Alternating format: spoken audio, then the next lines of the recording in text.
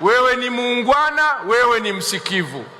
Na nimepata taarifa kwenye simu kutoka London, kutoka Washington, kutoka New York.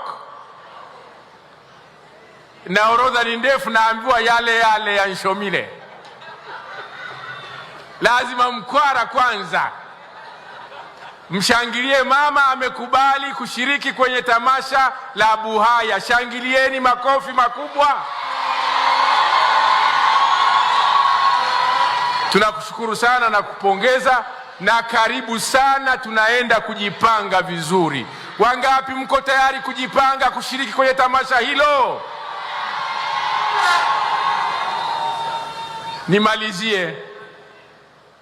Nimalizie kwa kutaja jambo kubwa katika mageuzi unayoyafanya kuhusu muundo wa elimu katika nchi yetu.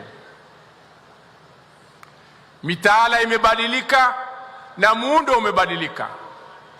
Ifikapo mwaka 2027, elimu ya lazima itakuwa kidato cha 4.